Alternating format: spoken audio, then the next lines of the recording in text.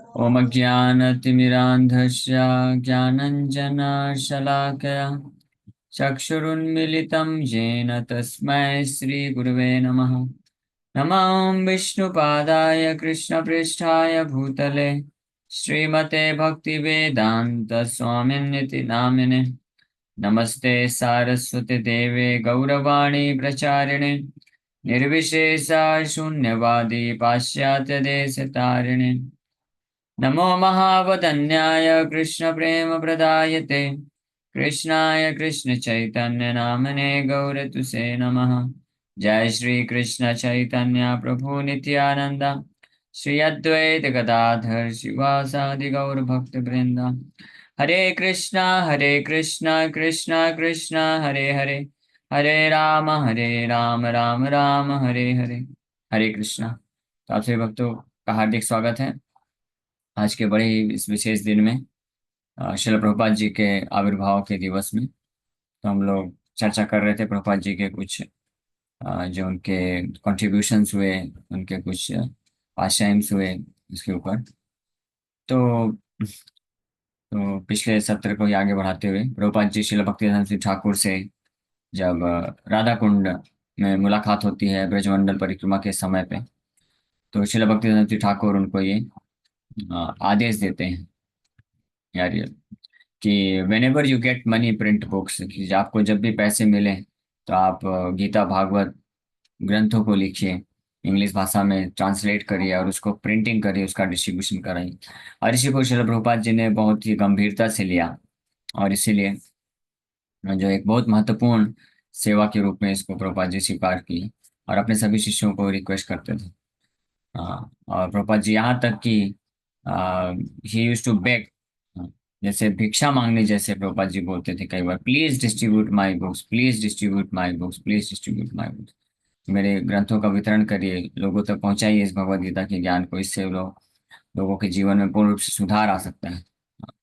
प्रभुपाद जी बोले कि if somebody can read just one page, these books are so powerful। ये जो ग्रंथ हैं प्रभुपाद जी ने जो लिखा है गीता भागवत, ये इतनी शक्तिशाली है, इसमें इतना कृष्ण चेतना है कि अगर कोई एक पेज पढ़ ले, फिर बोलते नहीं, अगर कोई एक पैराग्राफ पढ़ ले, अगर कोई एक लाइन पढ़ ले और एक शब्द भी पढ़ ले, तो वो उसका जीवन परिवर्तित हो सकता है, पूरी तरह से वो कृष्ण भक्त बन सकता है।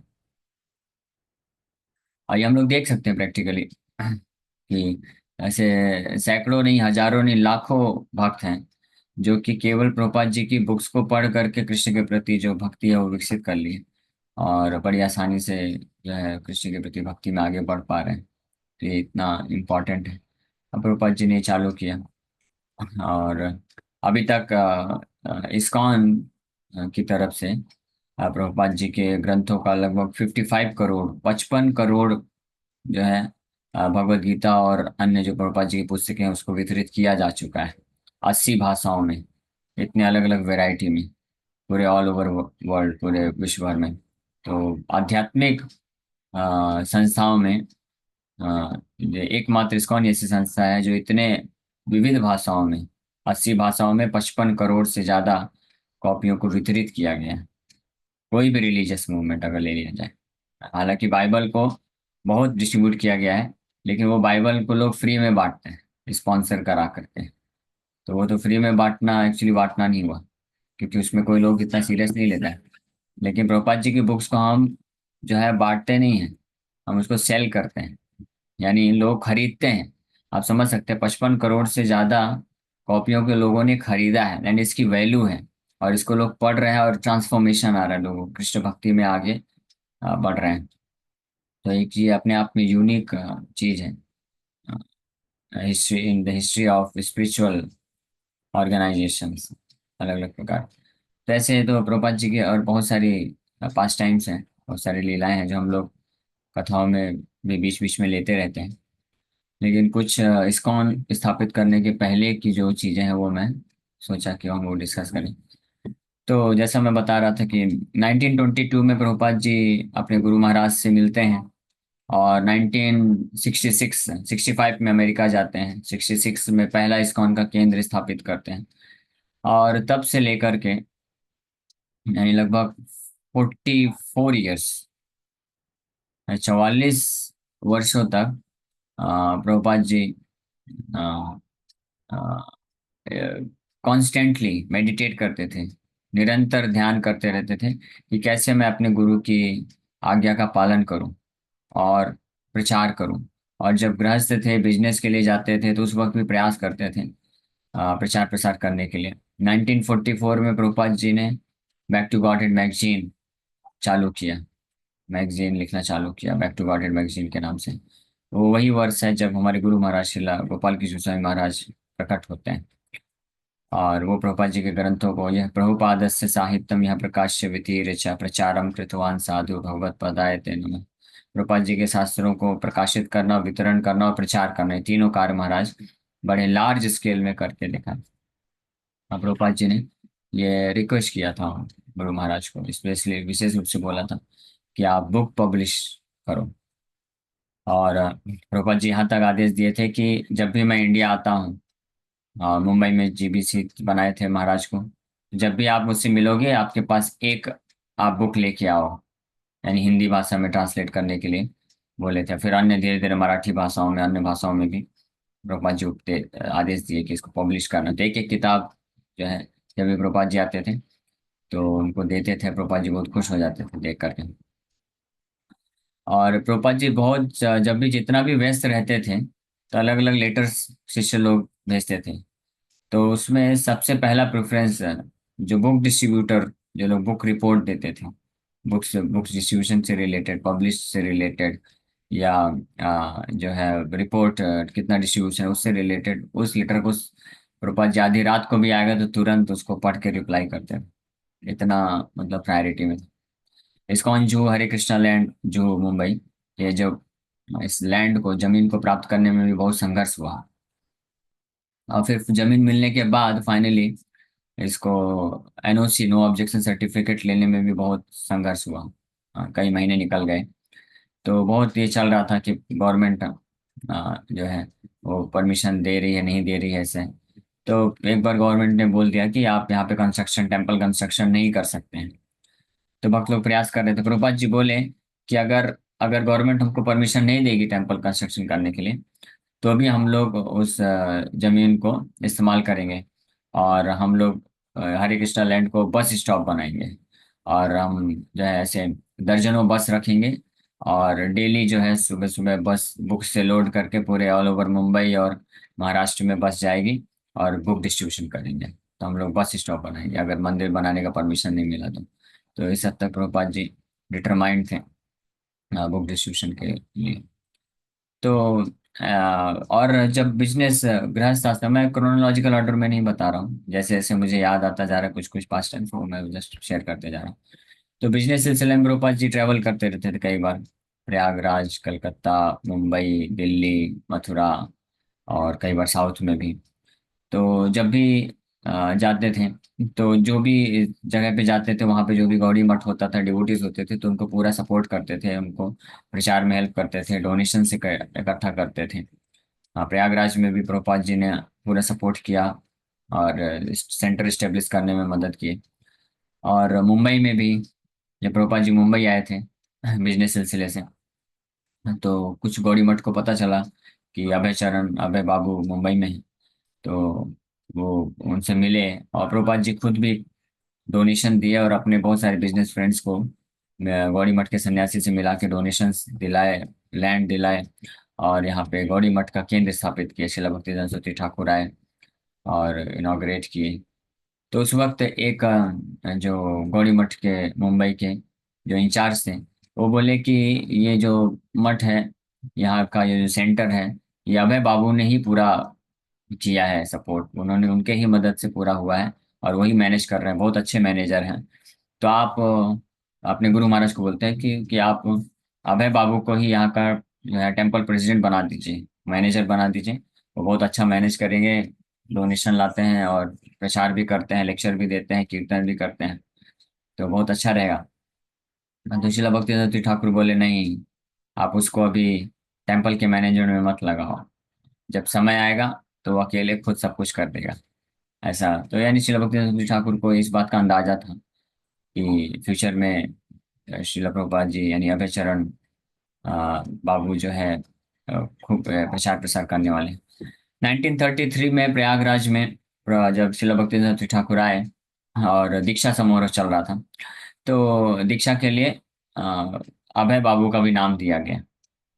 तो जो वहाँ के भक्त थे, जो रिप्रेजेंटेटिव थे प्रयागराज के, तो जब श्रील भक्तिवेदांत ठाकुर को इंट्रोड्यूस कर रहे थे, जो भी दीक्षा लेने वाले थे, तो जब अभय बाबू को इंट्रोड्यूस कर रहे थे तो बता रहे थे कि ये बहुत अच्छे बिजनेसमैन हैं और बहुत अच्छे भक्त हैं और बहुत सपोर्ट करते हैं, इनका फैमिली पूरा वैष्णव है और प्रचार में बहुत सपोर्ट करते हैं, बहुत सारा फंड कलेक्शन कराते हैं, बहुत सारा इस प्रकार से मैनेज करने में मदद करते हैं, तो आप इनको दीक्षा दे सकते हैं। तो शिला भक्तिवेदांत ठाकुर तुरंत बोले कि yes I know this boy, मैं इस लड़के को जानता हूँ, ये बहुत अच्छा लड़का है।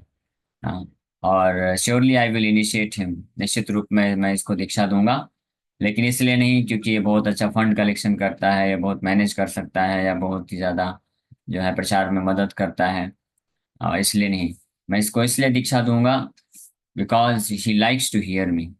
हाँ, whenever I speak Krishna katha she does not leave, जब भी मैं कृष्ण कथा करता हूँ तो इसको पसंद है सुनना और ये छोड़ के नहीं जाता है, इसलिए। तो वहां से श्रील भक्तिवेदांत ठाकुर योग्यता बताते हैं कि कौन योग्य है दीक्षा प्राप्त करने के लिए, कौन योग्य है कृष्ण भक्ति को प्राप्त करने के लिए, कौन योग्य है जिसको कृष्ण नाम जप करने में, कृष्ण कथा सुनने में रुचि है, वो व्यक्ति योग्य होता है। ना कि अगर कोई ऐसा भक्त होगा जो बहुत ही फंड कलेक्शन करता हो, बहुत ही ज्यादा मैनेज करता हो, बहुत इन्फ्लुएंसर लोगों को जोड़ सकता हो, वो अच्छी बात है, वो गलत नहीं बोला जा रहा है, इसमें कोई डाउट नहीं है। जो लोग ये कर सकते हैं उनको ये करना भी चाहिए क्योंकि ये उद्देश्य है।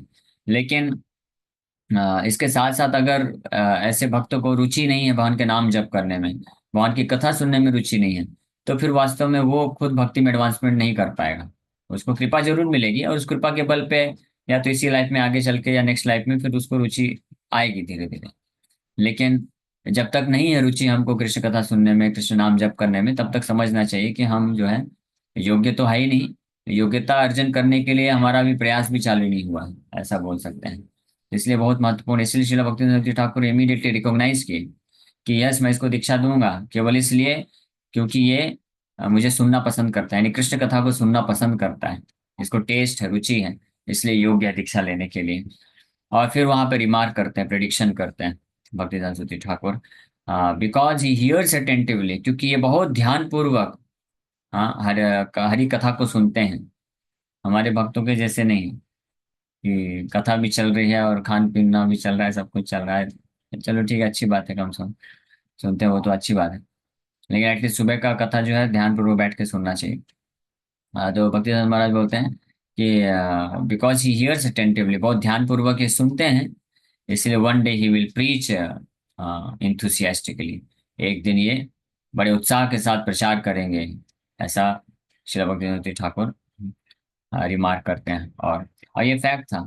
प्रभुपाद जी हालांकि गृहस्थ थे, बिजनेसमैन थे, बहुत सारी रिस्पॉन्सिबिलिटी है उनके पास, लेकिन जब भी वो श्रील भक्तिवेदांत ठाकुर के प्रवचन में बैठते थे, आते थे, तो वो तब तक बैठे रहते थे जब तक श्रील भक्तिवेदांत ठाकुर प्रवचन देते थे। और कब तक, कितना, आधा घंटा, 40 मिनट, 50 मिनट नहीं, श्रील भक्तिवेदांत ठाकुर जब कृष्ण कथा करते थे तो 2 घंटे, 3 घंटे, 4 4 घंटे ऐसे कंटिन्यूअस बोलते रहते थे। अब रूपा जी बोलते थे कि कई बार तो मैं उनके लैंग्वेज को समझ नहीं पाता था, मतलब स्पिरिचुअल लैंग्वेज, कि वो क्या इतने गहरे तत्वों को इतना फिलोसॉफिकल सैद्धांतिक तरीके से बताते थे, तो मेरे कुछ कुछ सिर के ऊपर से जाता था, but still I like to hear him, मुझे पसंद होता था उनको बैठ के सुनना। ऐसा लगता था कि जैसे उनकी वाणी से कुछ अमृत प्रवाहित हो रहा है, वो अमृत अब समझ में आना आए पता नहीं, कुछ कुछ समझ में आता था, नहीं भी आता था, लेकिन ऐसा लगता था कि बस सुनते रहूं सुनते रहूं। हाँ, तो ये क्वालिफिकेशन होती है। और शिला भक्ति संत ठाकुर इसको रिकॉग्नाइज किए, स्पेशली ब्रजमंडल परिक्रमा में श्रील भक्ति ठाकुर जब कथा करते थे तो कई लोग शुरू में बैठते थे, 500 600 लोग बैठते थे, फिर धीरे धीरे 1 घंटे, 2 घंटे, 3 घंटे बाद जो लोगों का रुचि कहीं और होता था, जाके दर्शन करके आते हैं, घूम फिर के आते हैं, तो लोग छोड़ छोड़ के चले जाते थे। कुछ फिर लास्ट में कुछ ही लोग बैठ बचते थे, तो उसमें लेकिन प्रभुपाद जी अंतिम तक रहते थे, इसलिए प्रभुपाद जी श्री भक्ति ठाकुर रिकॉग्नाइज किए। तो ये ऐसे योग्यता है जिसके कारण गुरु की कृपा को पूर्ण रूप से प्राप्त किया और पूरे ऑल ओवर वर्ल्ड, पूरे विश्व में प्रचार कृष्ण भक्ति को स्थापित कर सके। वैसे तो बहुत सारी ऐसे उनके पास टाइम्स हैं, गुण हैं, क्वालिटीज हैं, लेकिन समय की पाबंदी हम लोग यहीं पे विराम करेंगे। एक आखिरी चीज बता देते हैं कि जब गुरु जी ने आदेश दे दिया कि आप कृष्ण भक्ति का प्रचार प्रसार इंग्लिश भाषा में ऑल ओवर वर्ल्ड करिए, तो प्रभुपाद जी अपने आप को बड़े दीनता के कारण, विनम्रता के कारण सोचते थे मैं तो बहुत ही योग्य नहीं हूँ, मैं तो एक गृहस्थ हूँ, और मैं तो इतना ज्यादा विद्यमान भी नहीं हूँ, मुझे बहुत ज्यादा संस्कृत स्कॉलर भी नहीं हूँ। श्रीला भक्तिवेदांत ठाकुर के ऐसे ऐसे शिष्य थे जो बड़े बड़े स्कॉलर थे, बहुत इंटेलिजेंट थे संस्कृत भाषा में, और जितने कई तो ऐसे थे कि कई शास्त्रों को बिल्कुल पारंगत थे। और उनमें से कुछ लोगों को श्रील भक्ति ठाकुर इंग्लैंड भेजे भी प्रचार करने के लिए। उन्होंने बहुत अच्छे प्रवचन और सब दिया। हाँ, लेकिन कोई सक्सेसफुल नहीं हुआ। तो प्रभुपाद जी सोचते थे कि जब मेरे इतने स्कॉलर गुरु भाई लोग भी और सन्यासी सन्यासी वो लोग सक्सेसफुल नहीं हो पाए इंग्लिश भाषा में जाकर के वेस्टर्न कंट्रीज में प्रचार करने में, तो मैं तो एक साधारण गृहस्थ हूँ, मेरे पास इतनी योग्यता नहीं है, भक्ति भी नहीं है, और मेरे पास इतना ज्ञान भी नहीं है, भक्ति नहीं, वेद नहीं। हाँ, भक्ति वेदांत नाम सार्थक और अपने भजन में लिखते भी प्रभुपाद जी। तो मैं कैसे कर पाऊंगा? तो हमेशा प्रार्थना करते थे, लेकिन गुरु जी का आदेश है तो मैं ये करूंगा, प्रयास तो करूंगा, चाहे ये प्रयास मैं कर पाऊं ना कर पाऊं, लेकिन ये प्रयास करते करते भी मेरा मृत्यु भी हो जाएगा कहीं पे भी, मुझे कोई फर्क नहीं पड़ता। अमेरिका में भी जाके मृत्यु हो जाएगा तो कोई केयर नहीं करना, क्योंकि गुरु जी का आदेश है, वो मैं छोड़ नहीं सकता हूँ। तो अमेरिका जाने के पहले प्रायः जब बिजनेस के टाइम पे अद्वैताचार्य के घर पे जाया करते थे शांतिपुर में, और वहां पे बैठ के घंटों घंटों जप करते थे, रोते रहते थे और प्रार्थना करते थे कि मेरे गुरु महाराज ने ये आदेश दिया है, बहुत भारी आदेश है, मैं कैसे वेस्टर्न लोगों को जो कि पूरी तरह से रजोगुण तमोगुण में फंसे हैं, उनको मैं कैसे कन्विंस करूंगा कृष्ण भक्ति के लिए, बहुत डिफिकल्ट टास्क है, तो आप कृपा करिए। तो इस तरह से रोते थे और प्रार्थना करते थे। और फिर फाइनली जब गए तो ये बात वो जो शांतिपुर के मठ के पुजारी हैं, वो देखते थे कि कोई गृहस्थ भक्त है, वो आता था, हरे कृष्णा जप करता, घंटों घंटों यहाँ पे बैठ करके रोता रहता है। उस वक्त उनको पता नहीं था ये कौन है। बाद में जब संन्यास लेके प्रचार किया, प्रचार करके 3-4 साल बाद लौटे, तो सैकड़ों विदेशी शिष्य लेके आए। वो विदेशी शिष्य लोग जब वो शांतिपुर मंदिर में जब विजिट करने गए, तो वो पूछे, तो उनको जब देखे तो वो आ, तब वो बताते हैं कि आपके गुरुजी आया करते थे यहाँ पे जब वो गृहस्थ थे, और इस तरह से वो लोग वो प्रार्थना करते थे, रोते थे। और ये प्रैक्टिकल है। प्रभुपाद जी वृंदावन में भी जब प्रभुपाद जी थे, तो अपने बहुत कम से कम समय में खाना पीना और सोना कंप्लीट करके प्रैक्टिकली 24 घंटे कृष्ण की सेवा में, कृष्ण के नाम जप करने, भागवत के ट्रांसलेशन में लगाते थे। प्रभुपाद जी हमेशा वेनेवर ही वॉज फ्री, जब भी समय रहता था, तो व्यर्थ नहीं गवाते थे। हमेशा बीट बैग में हाथ डालकर हरे कृष्ण कृष्ण कृष्ण हरे हरे, हरे राम राम राम हरे हरे जप करते रहते थे। इसीलिए वो पोटेंशियल, उनको शक्ति मिली जो ऑल ओवर वर्ल्ड, पूरे विश्व में प्रचार प्रसार कर पाए। इसलिए जब एक भक्त ने पूछा कि हम कैसे ज्यादा से ज्यादा मात्रा में ग्रंथों का वितरण कर पाएंगे, तो प्रभुपाद जी बोले कि मॉर्निंग ब्रह्म मुहूर्त के टाइम पे just sit at one place and with complete focus, पूरे फोकस के साथ 16 माला जब कंप्लीट करो, उसके बाद ही उठो, और फिर आप जब बुक डिस्ट्रीब्यूशन करोगे तो अपने आप सक्सेस मिलेगा आपको। ये प्रभुपाद जी का फर्म कन्विक्शन था। ओके, तो इसी के साथ यहीं पे विराम करेंगे। Thank you very much. Hare Krishna Krishna पे हरे, हरे राम। यस अंकिता माता जी। हरे कृष्ण प्रभु जी, दंडवत प्रणाम। प्रभु जी, हरे एक कृष्ण। इम्पोर्टेंट प्रश्न था ये लास्ट में आपने बताया कि प्रभुपाद जी ने किस तरह से अपने प्रयास को कंटिन्यू रखा, अपने गुरु की आज्ञा को फॉलो किया।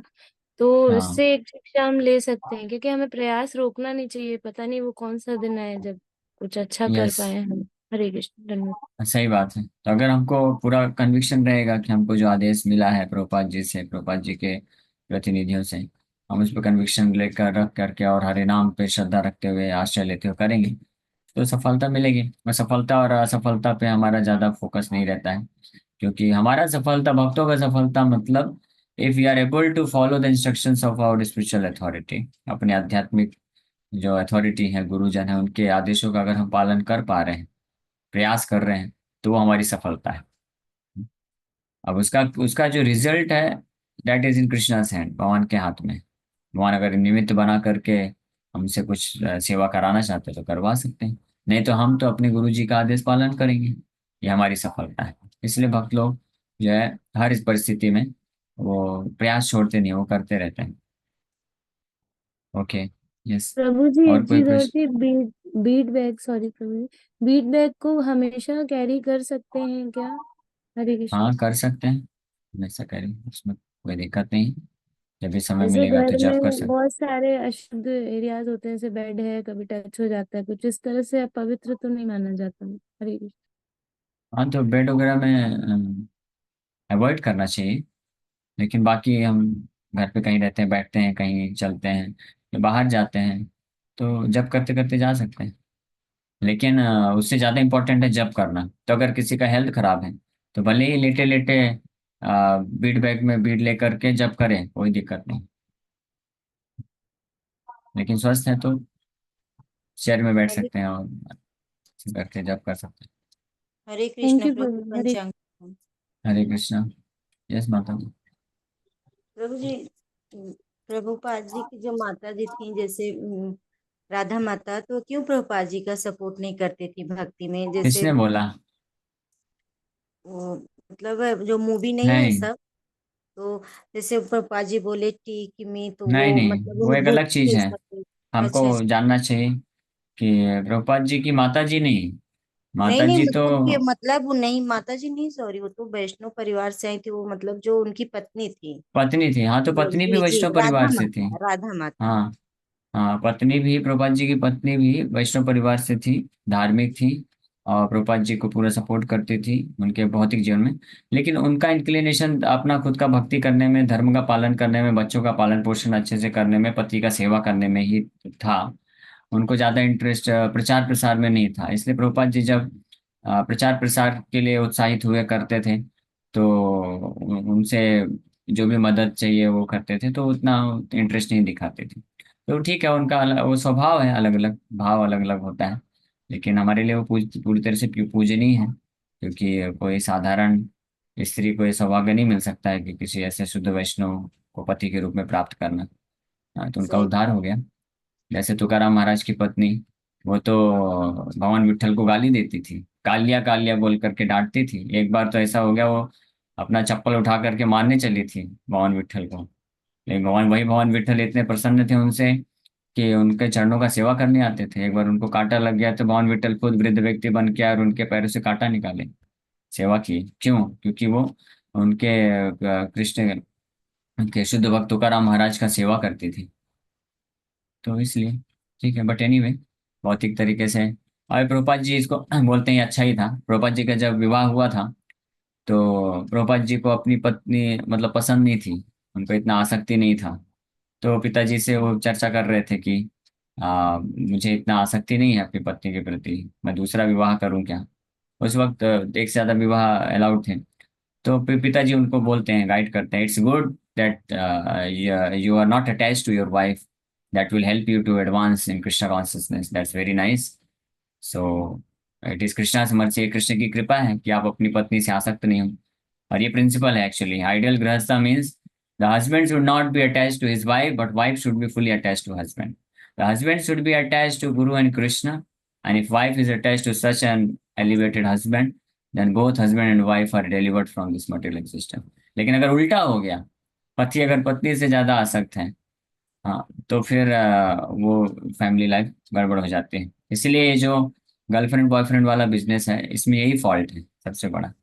ये जो लड़के गर्लफ्रेंड बनाते हैं, तो वो आउट ऑफ लस्ट वो इतने आसक्त हो जाते हैं, वो भाई भक्ति कैसे कर सकते हैं? यहाँ तक कि भक्त लड़का भी अगर होगा, भक्त भी ये 16 माला जप करता है, but he becomes attached to a girl, devotee माता जी, तो वो फिर नहीं कर पाएगा, क्योंकि उसी से अटैच रहेगा। वो गुरु और कृष्ण के इंस्ट्रक्शन को पे फोकस कैसे करेगा? तो आगे नहीं बढ़ सकता। तो प्रभुपाद जी के पिताजी इसलिए बोले कि आप फॉर्चुनेट हैं कि आपको आपकी पत्नी से आसक्ति नहीं है, तो ये अच्छी बात है, आप कृष्ण की सेवा में पूरी तरह से फोकस कर सकते हैं। ओके। बट उनकी पत्नी भी महान भक्त हैं, उनको सौभाग्य मिला प्रभुपाद जी का सेवा करने के लिए। ओके।